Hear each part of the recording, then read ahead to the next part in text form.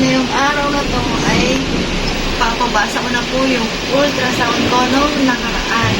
Kaya samahan niyo ako mga katrops, pupunta na tayo kay Doc para alamin kung anong resulta ng ating ultrasound. Ayan po mga katrops, pabiyahing na po tayo ngayong araw na to. Palabas na po tayo ng kanto namin mga katrops. Mag-NLEX na lang po ako para mas mabilis. Ayan po, nasa NLEX na po tayo mga katrops. Papunta po tayo ng San Fernando JBL niyan mga katrops. Doon ko po ipapabasa ang aking result, kung anong sasabihin nila at susunod na step na gagawin sa akin mga katrops. Kaya samahan nyo ako mga katrops, medyo kabado sa magiging resulta at sasabihin ng doktor. Ayan po mga katrops, nakapag-park na po tayo dahil nandito na tayo sa San Fernando. Ayan po ang parking mga katrops.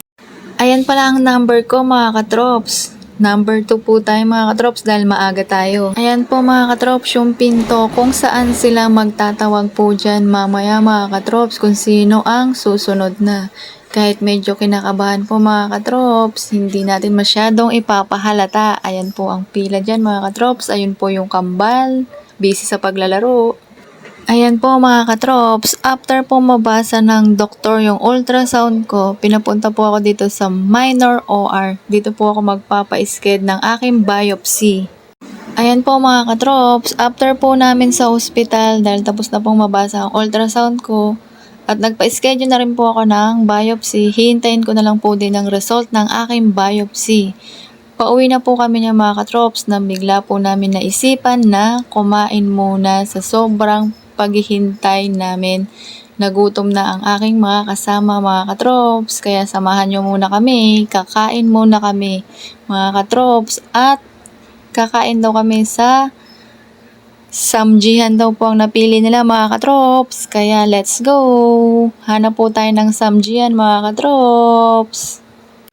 Eto na nga mga katrops. Nandito na po kami sa Samjihan. Ayan po mga katrops. Pagka-serve niluto na at lumantak na lumantak ang mga kasama ko. Nagutom na. Hehehe. Yan po. Gutom na ang lahat. Kaya tara mga katrops, kainan na. Ayan po yung samji mga katrops. Ang sarap ng samji dito mga katrops. Pwede rin po kayong pumili kung anong gusto nyo. May only chicken, only pork, only beef. Kayo na pong pumili kung anong gusto nyo mga katrops. Ayan po mga katrops, pagkatapos namin kumain at konting oras na pamamasyal, ginabi na po kami. Kaya eto na po mga katrops, pauwi na po kami niyan mga katrops. Kaya hanggang dito na lang mga katrops, salamat, bye-bye, ingat po palagi, God bless. Salamat po ng marami mga katrops.